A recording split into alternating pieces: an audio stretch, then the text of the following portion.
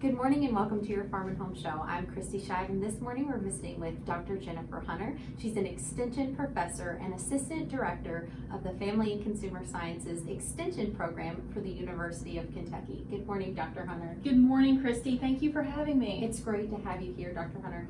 Now, when we watch the news, we've been seeing grocery prices rise, gas prices rise, and this can be really alarming. So what can you tell us about our economy and what we've been through the past year? Right. So, when we think about the economy, that the only thing that we know about the economy is that it's cyclical. So there's always going to be peaks, there's always going to be troughs.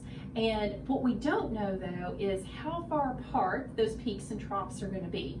And so right now, we're in a fairly unprecedented set of economic circumstances that, the pandemic has brought about new financial issues or concerns, and we truly don't know what it's going to look like as we emerge out of the pandemic. But you are correct that we are kind of seeing probably some natural consequences of the pandemic right now, and then we're also probably just seeing some general ebbs and flows of the economy too. And it's important to understand that too, that the economy is going to go up and down. But you are right, we're kind of starting to see that general rise in prices, which is known as inflation. We've had historically low interest rates ever since we emerged from the Great Recession, like in 2009. So we've had this really long period of very low interest rates.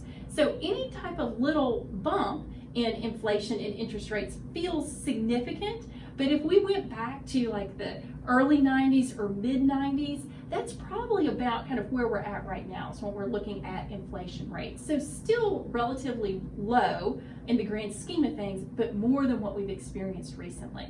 So when we start thinking about increase in prices and looking at inflation rates, what I tell people to think about it as, and this is truly kind of how it's measured, but I'm going to simplify it, is like a market basket of goods. So if I took $50 to the grocery store today and I walked through and I got my shopping cart and I put my meat, my milk, my bread, my eggs in there, and I went and checked out, and that cost $50, and I paid for that. And then I go back next year and I put the exact same things in my shopping cart and I check out and it's $55, that's the measure of inflation. It's just the general rise in the price of goods over time.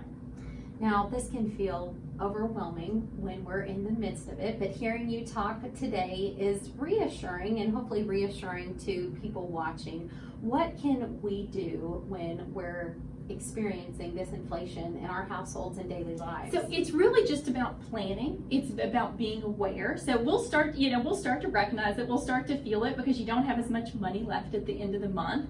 And so it's just about planning your dollars ahead of time and to make certain that you're covering those necessities, those needs, prior to covering your wants.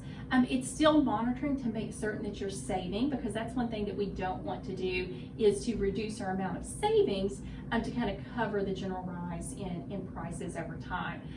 There are certain things from an investing standpoint, and we probably don't have enough time to get into too much detail about that you do want to try and make certain that your savings that you do have, that they pace inflation. That I still want my $50 that I have today, I want it to have the same buying power next year. So I want to invest those dollars in a way to try and help them earn as much as they possibly can. So you want to be mindful of your spending. You want to make certain that you're monitoring your savings, and you just kind of want to do a self-financial check every once in a while. And then there's other things to think about too, is right now we're kind of seeing this craziness in the car market and craziness in the housing market.